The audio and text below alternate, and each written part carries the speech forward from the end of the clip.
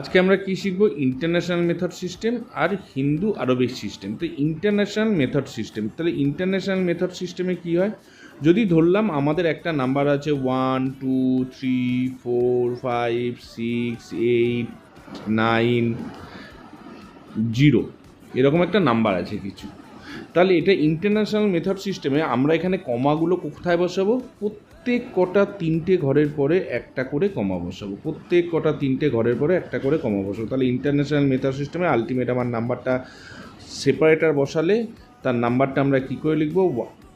এরকমভাবে লিখবো। আচ্ছা, আমরা যে কমাগুলো বসাবো সেই কমাগুলো কিন্তু লাস্টের দিক থেকে তিনটে করে ঘর নেব, তারপরে বসাবো, ঠিক আছে? এটাই যদি আমরা হিন্দু আরবিক হয়, তাহলে হিন্দু আরবিকের ক্ষেত্রে আমরা কমাগুলো কীরকম করে বসাবো? 1 2 3 4 5 6 8 9 0। এটা যদি হিন্দু আরবিকে হয় তাহলে কী হবে? প্রথমে আমরা লাস্টের দিকে তিনটের পরে কমা বসাবো, তার মানে কি আমরা 1 10 100 হয়ে গেল, তারপরে থাউজেন্ডের ঘর 1000, তারপরে দুটোর পরে বসাবো, মানে এই দুটো হলো 1000, তারপরে ল্যাক্সের ঘর, তারপরে আবার দুটোর পরে। তার মানে হিন্দু আরবিকের ক্ষেত্রে আমরা এরকম কী করবো? প্রথমে তিনটের পরে বসাবো, তারপরে দুটোর পরে, তারপরে আবার দুটোর পরে, তারপরে আবার দুটোর পরে। তার মানে আলটিমেট আমরা যদি সেপারেটারটা বসাই তাহলে আলটিমেট আমার কি হবে?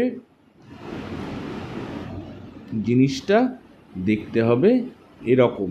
তাহলে ইন্টারন্যাশনাল মেথড সিস্টেমে তিনটের পরে আর হিন্দু আরবিক সিস্টেমে আমার কি হবে? দুটোর পরে। এটা হলো সেপারেটারে বসানোর নিয়ম। তোমরা যদি সত্যিই অঙ্কগুলো শিখে থাকো তাহলে এইগুলো সলভ করে আমাকে কমেন্টে দাও, আমি চেক করে নেব।